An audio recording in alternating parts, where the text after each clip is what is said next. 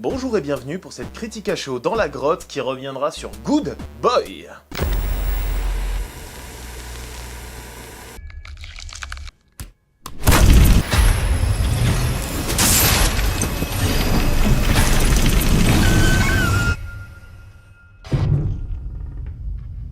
Aujourd'hui, nous avons affaire à un film concept. On a eu il y a peu de temps un film d'épouvante du point de vue d'un tueur de slasher, on a eu également un film de fantôme du point de vue du fantôme. Aujourd'hui, nous avons un film d'horreur d'une petite production Shadows qui va nous raconter une histoire paranormale du point de vue d'un petit dogo trop mignon. Et je vais le dire de suite, j'ai adoré le film. C'était minimaliste, c'était simple, c'était sobre, mais d'une efficacité qu'on voit rarement. C'est un gros film à ambiance, un gros film très court. Faut dire, vu que le personnage principal est un chien, c'est une horreur pour faire des scènes correctes et bien foutues. Et au vu du résultat qu'on a là, je regrette pas que le film soit aussi court au vu du résultat qu'on a eu. L'histoire nous raconte l'histoire de Todd, du point de vue de son chien, qui souffre d'une maladie étrange, qui n'est pas vraiment donnée dans le film, où on le voit régulièrement cracher du sang, ce qui va nuire un peu à son état émotionnel et à ses colères, on va dire. Et plutôt que d'essayer de se faire soigner correctement, va décider de vivre en reclus dans la maison que lui a léguée leur grand-père, il me semble, qui est mort dans cette maison, aux côtés de son chien. Et va s'ensuivre une sorte d'histoire de fantôme, où on ne sait pas vraiment. Le film nous laisse théoriser là-dessus. Vu qu'on est du point de vue du chien, lui va se balader à hauteur de canidé dans toute la maison et être témoin de petits événements paranormaux par-ci par-là, ce qui va rendre le film très ludique. Ça m'a rappelé Hunting of Hill House, où il faut essayer de chercher les petits fantômes par-ci par-là.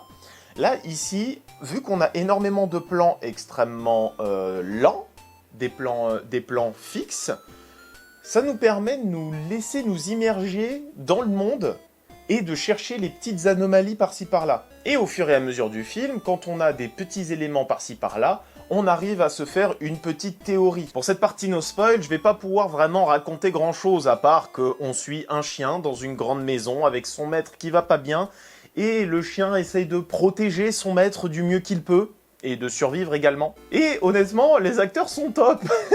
On voit pas vraiment d'humain, on n'a pas de visage vraiment visible, tout est du point de vue du chien, et franchement, moi je dis chapeau. On a un film Shadows, un film de plateforme, qui a eu une sortie ciné d'un budget de 750 000, qui est visible.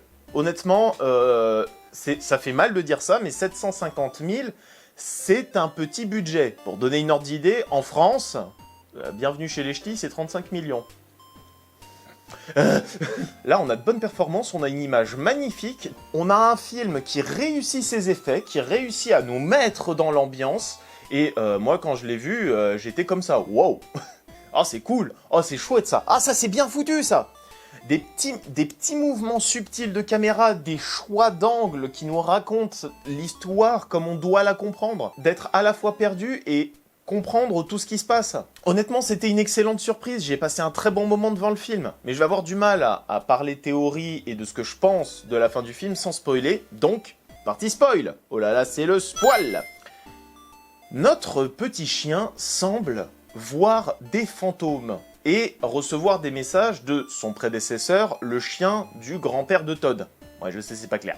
Le grand-père de Todd, Todd l'humain, est mort dans cette maison. On ne sait pas vraiment comment. Et notre petit chien, dont j'ai oublié le nom, je sais même pas s'il en a un, a des relents, des visions du chien de son du grand-père de Todd, de son prédécesseur, on va dire, qui va l'aiguiller, le mettre sur la voie sur une potentielle menace. Comme on peut voir dans les bandes annonces, notre chien voit une espèce d'entité boueuse qui, au fur et à mesure, va essayer de se rapprocher de son maître, Todd, jusqu'au climax du film où Todd va se retrouver dans le sous-sol et le chien va essayer de le sauver pour qu'on se rende compte qu'en réalité, c'est son fantôme. Ma théorie, simplement que ce n'est pas une histoire de paranormal, au sens strict du terme, ce ne sont pas des fantômes qui viennent hanter nos personnages, mais plutôt une exagération ou une interprétation du comportement animal dans un lieu nouveau. On s'est toujours imaginé notre chat ou notre chien regardant quelque chose d'invisible et voir dans un autre monde, et il me semble que c'est ça. Le chien voit son maître mourir à petit feu d'une maladie qu'il refuse de se faire soigner correctement, et même quand il essaye, il se fait refouler. Et simplement, on voit ce chien qui va aider à accompagner son maître vers l'au-delà. Et les fantômes, les entités qu'il voit apparaître sont celles du grand-père décédé avant lui. Et cette espèce d'entité boueuse serait la maladie qui vient chercher Todd, visible par son chien, et lui essayant d'y faire face comme il peut.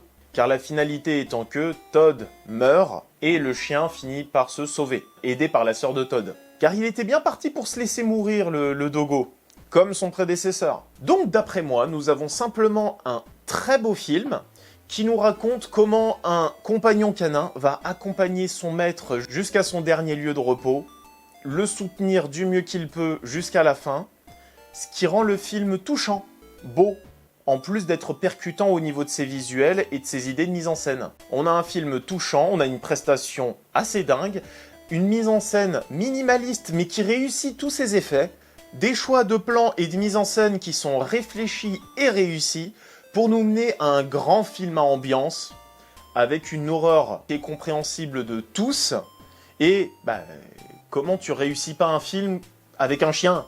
Comment tu t'attaches pas à cette bestiole? Surtout, vous l'avez vu à quel point il est mignon? Il est trop youpi! Non, ça a été une très bonne surprise. Et même si Halloween est passé depuis un moment, je conseille aux gens de le rattraper. Il a eu une sortie très courte en salle. Je me souviens, il a eu une soirée où il était diffusé. Et après, je crois que ce sera sur Shadows. En conclusion et pour conclure, c'est un film très compétent, très touchant, avec de bonnes performances, que ce soit humain ou canidé, des idées de mise en scène qui sont assez neuves et qui font vraiment plaisir, qui jouent sur le point de vue, sur le regard, qui nous forcent à nous mettre dans la tête d'un personnage dans lequel on n'aurait jamais cru être, dans ce genre de contexte. Et je recommande ce film. C'était une excellente surprise. Sur ce, abonnez-vous, partagez, commentez, et au cas où on se reverrait pas d'ici là, une bonne soirée et une excellente nuit. Ciao!